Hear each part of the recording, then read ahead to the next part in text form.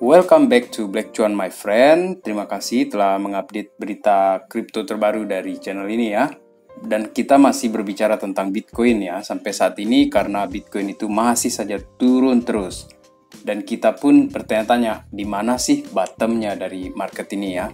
Dan di kesempatan kali ini juga kita akan berbicara tentang beberapa altcoins lainnya seperti Solana, Cardano, kemudian ada perkembangan terbaru dari Ethereum ya. Baik, yang pertama kali ini itu adalah tentang Terra Luna ya teman-teman. Ini dari berita terbarunya Mike Novogratz ya, yang merupakan CEO dari Galaxy Digital ya. Dia ini adalah yang telah menginvestasikan cukup banyak ya di Terra Luna, dan sampai-sampai dia membuat tato ya di lengan kirinya dengan logo Luna dan ada serigala di sini. Ini diposting pada tanggal 5 Januari 2022. Ini pas lagi hot-hotnya harga Luna ya. Dan Mike Novogratz ini setelah kejadian kemarin itu sempat dia menghilang ya, orang-orang wondering di mana sih Mike Novogratz ini sekarang gitu kan. Dan baru-baru ini dia mengupdate ya di Twitter lagi. Kemudian dari Cointelegraph di sini dikutip ya, Novogratz says Luna tattoo is a constant reminder investing requires humility. Novogratz ini mengatakan bahwa tato itu akan betul-betul mengingatkan dia terus-menerus ya, dan itu permanen. Dan dia katakan di situ pesan yang paling pentingnya dari Novogratz di sini itu adalah dia katakan investing requires humility. Dalam berinvestasi itu kita wajib punya yang namanya kerendahan hati. Jadi kita tidak boleh sombong. Dan memang Do Kwon itu sempat ya dikatakan sebagai karakter yang sombong ya karena gaya komunikasinya di Twitter. Dan ketika Luna crash kemarin itu, Do Kwon tidak lagi berbicara seperti gayanya yang dulu. Ketika dia menyerang Cardano ataupun dia membalas komentar-komentar dari komen-komen di Twitter itu yang lainnya. Dan Mike Novogratz di sini di update terbarunya itu dia mengeluarkan sebuah surat ya. Ini merupakan surat terbuka ya dari Novogratz. Saya akan menyampaikan poin-poin pentingnya saja di sini ya. Jadi pada kuartal keempat tahun 2020 itu, mereka ini Galaxy Digital ya, di bawah pimpinannya Novogratz ini berinvestasi di Terra Luna. Dan dikatakan di sana bahwa ya, dia percaya bahwa Terra Luna ini punya roadmap yang jelas, ekosistem yang bagus, kemudian tim yang juga kompeten ya di dalam mengelola proyek-proyek yang ada di dalam ekosistem Terra Luna itu. Tetapi begitu dia terjadi crash teman-teman, jangankan Novogratz, jangankan Galaxy Digital, kami ini yang retail yang kecil-kecilan ini juga ikut terpukul. Habis-habisan, sudah modal cuman segitu, habis lagi, gitu kan? Dan di sini Mike Novogratz itu memberikan beberapa poin penting setelah terjadinya crash Luna itu. Dia katakan yang pertama di sini itu adalah keep diversified portfolio. Jadi kita harus bagi ini portofolio kita. Kemudian jangan lupa yang kedua, take profits along the way. Jadi jangan lupa untuk selalu mengambil profit sekalian ketika harga itu sudah naik. Dan yang ketiga itu adalah selalu menggunakan manajemen risiko. Dan yang keempat di sini itu adalah pahamilah bahwa semua jenis investasi itu terjadi dalam kerangka makro atau kerangka yang lebih besar. Dan visi kita juga barangkali harus lebih jauh ke depan teman-teman. Dan selama perjalanan itu kita akan dites daya tahan kita, endurance kita dengan naik turunnya, bahkan dengan adanya salah satu proyek yang gagal seperti Terra Luna ini teman-teman. Jadi kemunculan pertamanya Mike Novogratz di Twitter itu adalah dengan membawa surat terbuka ini ya yang dia posting di Twitternya dia.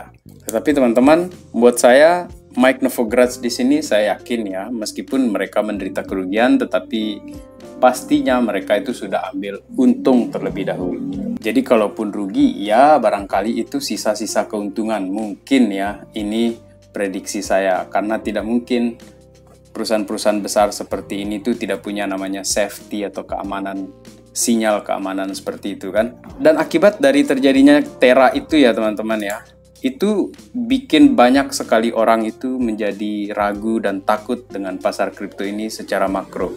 Tetapi di sini Huobi Global Co-Founders ya itu mengatakan bahwa Terra crash is not a risk to the broader crypto ecosystem. Jadi dikatakan oleh co-foundersnya Huobi bahwa Terra crash ini bukanlah ancaman ya untuk keseluruhan ekosistem kripto. Jadi menurut dia ini adalah short term crash yang barangkali memang dia berdampak kepada trustnya orang-orang yang investasi di kripto. Dan untuk long terms, katanya dia di sini, saya kutip ya, the demand for cryptocurrency as hedge against fiat inflation will continue to grow as well as for application of blockchain technology. Jadi dalam kerangka yang lebih panjang, kripto ini akan bisa menjadi pengaman kita, pengaman nilai kita dari terjadinya inflasi karena dia terus bertumbuh. Dan begitu juga dengan pengaplikasian teknologi blockchain nantinya. Jika semakin masif, maka kripto ini akan semakin besar. Dan gara-gara Terra ini juga ya, Bitcoin ini betul-betul teman-teman, Bitcoin prices keep plunging with no signs of stopping where the bottom may be. Jadi kita mencari di mana sih bottomnya ini, dia turun terus, nggak ada berhenti-berhentinya. Nggak pakai rem katanya di sini. Dan kita lihat juga di CoinGecko ini ya, kita ini masih tertahan di level 30.000. Jadi tadi pagi dia naik ke 29.000, tadi sore dia naik ke 29.000, sekarang turun sedikit di 28.900. Jadi secara umum kita ini memang masih berada di fase-fase bear ataupun downtrend begitu. Dan salah satu yang menambah parah dari kejatuhan ini itu adalah terjadinya crash di Luna kemarin itu, teman-teman. Tetapi secara keseluruhan kita memang sudah di downtrend bahkan sebelum terjadinya insiden Luna kemarin itu. Dan untuk altcoin pada hari ini ya, Solana, Cardano slide over 9%. Jadi Solana dan Cardano itu pada hari ini turun 9% ya.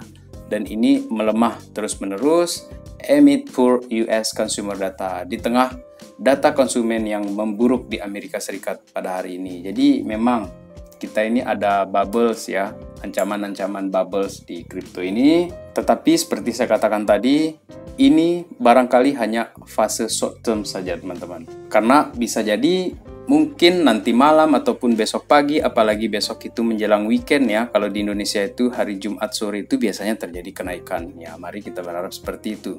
Kemudian di altcoin yang berikutnya itu ada altcoin Ethereum ya. Huge testing milestone for Ethereum. Ropsten testnet merge set for June 8. Jadi untuk Ethereum di sini itu ada kabar bagus. Dia akan ada testnet pada tanggal 8 Juni dan menurut Prismatic Lab ya. Dan saya kutip di sini ya, Ropsten testnet ini yang dilakukan pada tanggal 8 Juni itu ya, itu merupakan testnet yang besar pengaruhnya sebelum Ethereum ini menuju ke mainnet yang intinya ya nanti di akhir tahun ini. So pada tahun ini pun menurut saya ya Ethereum itu masih akan bersinar teman-teman. Meskipun ya banyaklah berita-berita yang dikatakan di sana itu bahwa Ethereum itu gas fee-nya terlalu mahal, tetapi sampai sekarang pun dia belum bisa digeser oleh koin mana saja di peringkat kedua. Apa pendapat kalian teman-teman mengenai Solana, Cardano maupun Ethereum ini ya di dalam fase-fase seperti sekarang ini? Jangan ragu untuk menuliskan opini kalian ataupun pendapat kalian di kolom komentar ya. Ataupun jika kalian ingin berkomentar mengenai Mike Novogratz ataupun Terra Luna yang bikin kita rugi semua, itu juga silakan teman-teman. Karena barangkali komentar-komentar dari kalian itu bisa menjadi acuan ataupun referensi dari orang-orang lain yang membaca di kolom komentar itu ya. Terima kasih dan kita lanjutkan sekarang ke Bitcoin ya. Di sini ada The Real Kiyosaki. Jadi di sini saya ingin berbagi insight di sini ya, sudut pandang ya mengenai investasi kita. Dikatakan bahwa Robert Kiyosaki ini memang sudah menunggu crash ini. Jadi dia sudah menuliskan tweet itu yang serupa ya. Itu dari tahun 2021 awal dia katakan dia menunggu crash. Dan benar saja terjadi crash dan dia katakan di sini great news. Jadi dianggap ini berita yang baik karena dia ini tidak pernah menghitung jumlah nilai dari investasinya di Bitcoin, tapi dia menghitung jumlah koinnya karena orang ini melihat visi itu jauh ke depan. Jadi kapanpun dia terjadi bottom katanya di sini di angka 17 kemungkinan katanya itu dia akan beli banyak sekali. Back up the truck. Dan kata kunci yang saya ambil di sini itu adalah crash are best time to get rich. Take care. Jadi ketika crash itu adalah waktu terbaik untuk menjadi kaya atau menumpuk kekayaan. Dan di bull run itu kita sudah take profit pada saat itu nanti teman-teman. Selanjutnya yang membuat saya yakin ya bahwa Bitcoin ini akan terus berkembang ya. Salah satunya itu ada dari data on-chain di sini. diupload oleh Cryptorovers ya. Yang kuning ini teman-teman, ini yang menarik ini. Yang kuning ini itu adalah number of addresses with balance 1 Bitcoin. Jadi jumlah orang-orang yang memiliki 1 Bitcoin itu, jumlahnya itu sekarang sedang naik ini. Padahal harga Bitcoin lagi turun, tetapi ini adalah jumlah tertinggi yang pernah ada sebelumnya. Jadi bahkan ketika Bitcoin di 69.000 pun, jumlah pemegang Bitcoin itu tidak sebanyak yang terjadi sekarang ini. Dan ini adalah suatu pertanda ya buat saya bahwa ternyata orang-orang ini seperti kata Robert Kiyosaki tadi itu, dia ketika crash itu dia menumpuk jumlah koinnya, dia menumpuk jumlah asetnya.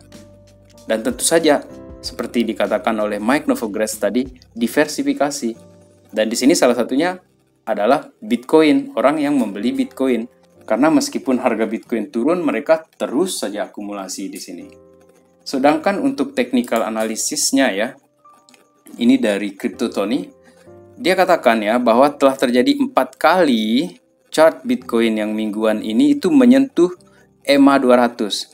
Yang pertama itu di 2015 teman-teman, kemudian terjadi di 2016, lalu terjadi lagi yang ketiga kalinya itu di 2019, dan ketika pandemi COVID terjadi itu di 2020, dia menembus EMA 200-nya. Nah, dia ini berasumsi, Crypto Tony ini berasumsi bahwa ada kemungkinan sekarang ini kita itu akan ditarik barangkali sampai level 17.000 seperti yang dikatakan oleh Robert Kiyosaki itu, barulah kita akan start bull run kita yang luar biasa masif nantinya. Barangkali dia akan bisa menembus $100.000. Dan saya ingatkan lagi-lagi, ini adalah murni technical analysis. Jadi kita harus menggandeng technical analysis ini juga dengan fundamental analysis. Oleh karena itu, kita juga harus sering-sering mengupdate berita ataupun news ataupun analisis fundamental dari orang-orang yang betul-betul kompeten ya di bidang kripto ini. Karena sehebat apapun namanya analisa teknikal, mau trendline seperti apapun, ini garisnya itu sudah liar biasa, bukan luar biasa lagi teman-teman. Jadi technical analysis begitu kena FUD, kena berita-berita miring, kena berita-berita jelek, itu investor tetap goyang iman. Dan ketika panik seperti itu, disitulah para paus-paus itu menang dan diamond hands itu juga melakukan akumulasi. Baik teman-teman, seperti yang selalu saya katakan, this is not financial advice. Selalu gunakan uang dingin di dalam berinvestasi di kripto ini karena volatilitasnya itu sangat kejam dan sangat liar. Terima kasih telah menonton. Salam Black Cuan. Peace my friend.